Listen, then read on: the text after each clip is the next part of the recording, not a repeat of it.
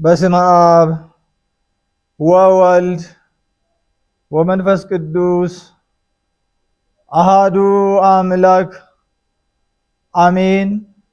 የተወደዳችሁ የእግዚአብሔር ቤተሰቦች በዓለም ዙሪያ የምትገኙ የማይቶት ሚዲያ ተከታታዮች እንደምን ከረማችሁ?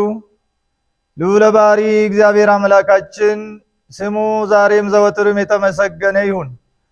የእናቱ የእናታችን የቅድስተ ቅዱሳን የድንግል ማርያም የቅዱሳን ባለሟል አገልጋዮቹ ሁሉ ስም በሁላችንም አንደበት የከበረ የተመሰገነ ይሁን። እንደ እግዚአብሔር አምላካችን ቅዱስ ፈቃድ የምንማማርበት የትምህርታችን ርዕስ ሰብአ ሰገል መጡ የሚል ይሆናል። የማቴዎስ ወንጌል ምዕራፍ 2 ከቁጥር 2 ላይ የምናገኘው የእግዚአብሔር ቃል ነው። የትምህርቱ ዓላማ ከሰብአ ሰገል ተምረን ስግደት አምልኮ ለሚገባው ለአምላካችን ለመድኃኒታችን ለኢየሱስ ክርስቶስ የምስጋና መስዋዕት እንድናቀርብ የአምልኮ ስግደት እንድንሰግድለት ነው። ጌታችን አምላካችን መድኃኒታችን ኢየሱስ ክርስቶስ ስግደት አምልኮ የሚገባው የባሕርይ አምላክ ነው። ከድንግል ማርያም የተወለደ በበረት የተኛ እንደ ሕፃናት ጡትን የለመነ አልቅሶ ያደገ በቀራንዮ የተሰቀለ ሙስና መቃብርን አጥፍቶ የተነሳ ዳግም በዓለም ሊፈርድ የሚመጣ የባሕርይ አምላክ ነው። ለባሕርይ አምላክ የአምልኮ ስግደት ይገባዋል፣ ምስጋናም ይገባዋል። ፍጡራን ሁሉ ያመሰግኑታል፣ ጉልበት ሁሉ ይሰግድለታል። ለዚህ ነው ሐዋርያው ቅዱስ ጳውሎስ በፊልጵስዩስ መልእክቱ ምዕራፍ 2 ቁጥር 10 ላይ ከመ ለስሙ ለኢየሱስ ክርስቶስ ይስግድ ኩሉ ብርክ ዘበሰማያት ወዘበምድር ወለእለ ታሕተ ምድር ያለው በሰማይ በምድር ከምድርም በታች ያለው ሁሉ ፍጡራን በሙሉ ለኢየሱስ ክርስቶስ ስም ሊንበረከክ ሊሰግድ ይገባል አለ። ሰብአ ሰገል ማለት ጠቢባን፣ ጥበብ ያላቸው የጥበብ ሰዎች ማለት ነው። በዛሬው ትምህርታችን ሰብአ ሰገል እነማን ናቸው? ከየት መጡ? ምን ይዘው መጡ? ምን እያሉስ ነው የመጡት? ለምን መጡ የሚለውን ባጭሩ እንማማራለን። ሰብአ ሰገል ነገስታት ናቸው። ስማቸው ማንቱሴማር፣ በዲዳስፋ፣ ሜልኩ ይባላሉ። የአባታቸው ስም ዠረደሽት ይባላል። ፈላስፋ ነው።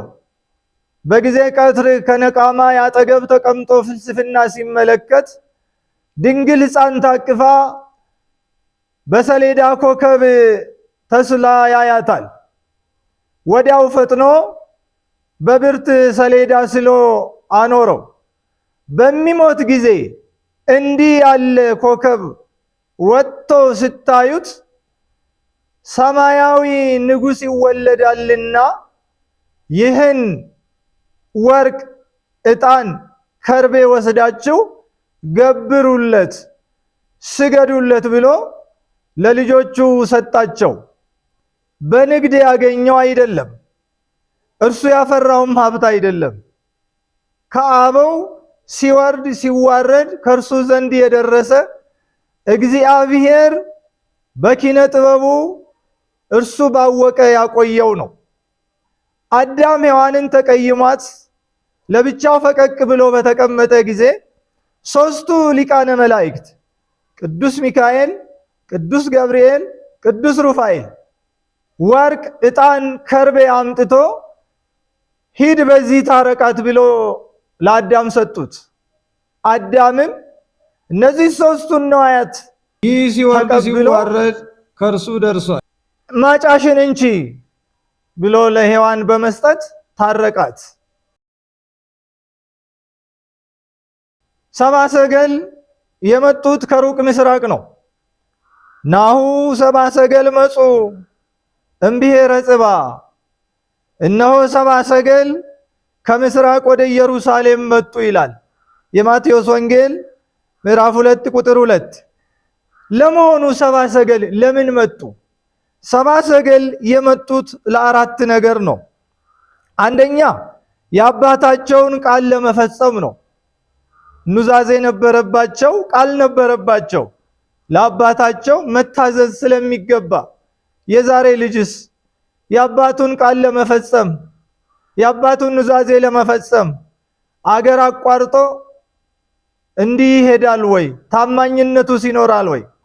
ወርቅ አስቀምጦ የተነገራቸውን ምልክት እስከሚያዩ ድረስ በታማኝነት ማቆየት፣ ያቆዩትን ደግሞ የተባለው ቦታ ማድረስ ትክክለኛ ልጅነት ነው። የዛሬው ልጅ ግን አባቱን ገሎ ሀብቱን ለመውረስ የሚጣደፍ ነው። ክፉ ልጆች ወልደናል፣ ክፉ ልጆች ያሳድገናል። ክፉዎች ስለሆንን ነው ዘመኑም በእኛ ክፉ ዘመን ተብሎ ይጠራል። እነዚህ ፈላስፋዎች ግን አባታቸው ወርቅ ሰጥቷቸው አስቀምጡ፣ ሰማያዊ ንጉሥ ይወለዳል፣ ይህን ምልክት ስታዩ ሄዳችሁ ገብሩለት አላቸው። በታማኝነት በትዕግስት አስቀምጠው ጊዜው ሲደርስ ለመገበር መጡ። ሁለተኛ እርሱ ባወቀ ለሰማያዊ ንጉሥ መስገድ ስለሚገባቸው እርሱን አምልከው ለእርሱ ሊሰግዱ ስለሚገባ በነገስታቱ ሊመለክ ነገስታቱ ሊሰግዱለት ፈቃዱ እንደሆነም ለማጠየቅ ነው። ሶስተኛ አምሳያው የሚሆን ኮከቡን አይተው እንዲሰግዱለት ነው። ኮከቡን አይተን በምስራቅ ልንሰግድለት መተናል ብለው እንደተናገሩት። አራተኛ የተነገረው ትንቢት እንዲፈጸም ነው። መዝሙረኛው ዳዊት ዘምሯል፣ ይህን ትንቢት ተናግሯል። መዝሙር 71 ቁጥር 10 እና 11 ላይ ነገሥተ ተርሴስ ወደሳያት አመሃ ያበውኡ ነገሥተ ሳባ ወአረብ ጋዳ ያመጽኡ ወይሰግዱ ሎቱ ኩሎሙ ነገሥተ ምድር ይላል። የተርሴስና የደሴቶች ነገሥታት ስጦታን ያመጣሉ፣ የአረብና የሳባ ነገሥታት እጅ መንሻን ያቀርባሉ አለ። ነገሥታቱ ይሰግዱለታል። ተርሴስና ደሴቶች የተባሉት ፋርሲ ባቢሎን ናቸው። አረብና ሳባ የተባለች ኢትዮጵያ ናት። በዘመኑ የኢትዮጵያ ግዛት እስከ የመን ነበርና፣ ስለዚህ ከነዚህ ከሶስቱ ነገሥታት አንዱ ኢትዮጵያዊ ንጉሥ ነው። ንጉሳችን በቦታው ተገኝቶ ለአምላኩ ሰግዷል፣ መባውን አቅርቧል። እግዚአብሔር አምላኩን በልጅነቱ በእናቱ እቅፍ አይቶታል። ሰብአ ሰገል የመጡበት ዋና ዓላማቸው ለሰማያዊ ንጉሥ ለመስገድ ነው። እስመ ርኢነ ኮከበ ዚአሁ በምስራቅ ወመጻኢነ ከመ ንስግድ ሎቱ ብለዋል።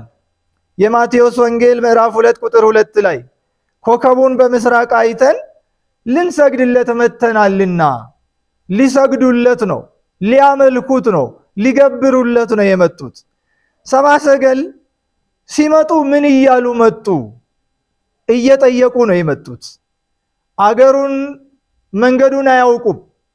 የሚመራቸው ኮከብ ከገደል ይጣላቸው፣ ከጦር ያድርሳቸው፣ ከባህር ያጥልቃቸው የሚያውቁት የለም። ይመራቸዋል፣ ይከተሉታል። ስለዚህ አይቴሃሎ ዘተወልደ ንጉሥ አይሁድ፣ የተወለደው የአይሁድ ንጉሥ ወዴት ነው ብለው እየጠየቁ መጡ። ምን ነው ኮከብ ይመራቸው የለም ስለምን ይጠይቃሉ ቢሉ ከሰው ሲደርሱ ይሰወራቸው ነበር። የተወለደው የአይሁድ ንጉሥ ወዴት ነው አሉ እንጂ የተወለደው አምላክ ወዴት ነው አላሉም። ወይም የተወለደው ሕፃን ወዴት ነው አላሉ። ከዚህ ስም ላዕላዊ፣ ስም ማዕከላዊ፣ ስም ታሕታዊ አለ። ስም ላዕላዊ ገልጾላቸው አይቴ ዘተወልደ አምላክ፣ አይቴ ዘተወልደ ፈጣሪ ብሎ ቢመጡ እኒህ ሞኞች ተላላዎች ሰማይና ምድር የማይወስኑትን እርሱን ማን ችሎት ይወለዳል ብሎ በተዘባበቱባቸው ነበር።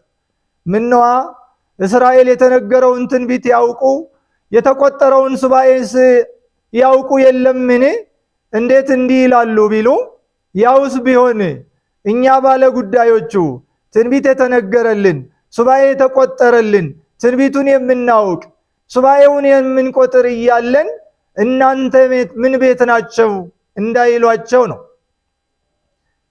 የምጣዱ እያለ የእንቅቡ እንዲሉት ማለት ነው።